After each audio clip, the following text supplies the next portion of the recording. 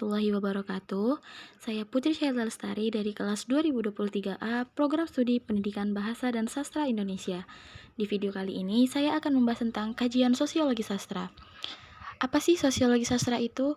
Sosiologi sastra merupakan pendekatan sastra berupa studi objektif dan ilmiah tentang manusia dalam masyarakat, atau studi lembaga-lembaga dan proses-proses sosial.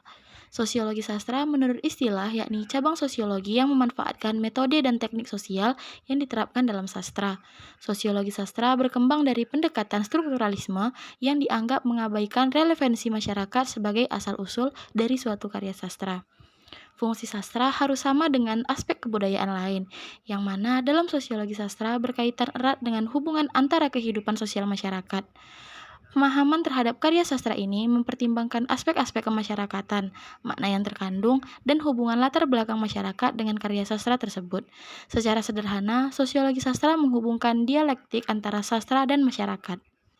Pada novel Ronggeng Dukuh Paru ini, yang pertama ada latar sosial lingkungan. Pada novel tersebut, pengarang memilih latar tempat sebuah pedukuhan kecil dan terpencil, yakni Dukuh Paru. Hal ini dibuktikan dengan adanya kutipan berikut. Dari tempatnya yang tinggi, kedua burung bangau itu melihat Dukuh Paru sebagai gerumbul kecil di tengah padang yang amat luas. Dengan daerah permukiman terdekat, Dukuh Paru hanya dihubungkan oleh jaringan pematang sawah. Hampir 2 kilometer panjangnya, Dukuh Paru kecil dan menyendiri. Dukuh Paru yang menciptakan kehidupannya sendiri. Dikutip dari novel Ronggeng Dukuh Paru pada halaman 10. Berdasarkan kutipan di atas, dapat kita lihat bahwa keadaan Dukuh Paru berada di daerah atau lingkungan yang terpencil, jauh dari keramaian publik. Kondisi pedukuhan yang demikian itu mengakibatkan warganya dilanda kehidupan yang miskin dan melarat serta jauh dari kata layak. Yang kedua ada unsur sosial budaya. Pada novel ini digambarkan unsur budaya Jawa yang digambarkan begitu kental oleh pengarang dalam novel tersebut. Terbukti dengan adanya percakapan menggunakan bahasa Jawa yang terdapat beberapa nyanyian atau dalam istilah Jawa dikenal dengan tembang. Seperti pada kutipan berikut, sampean salah tangkap.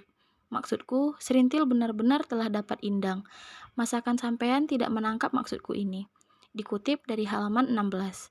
Berdasarkan kutipan di atas, dapat kita ketahui bahwa budaya Jawa sangat ditonjolkan oleh pengarang dalam novel tersebut.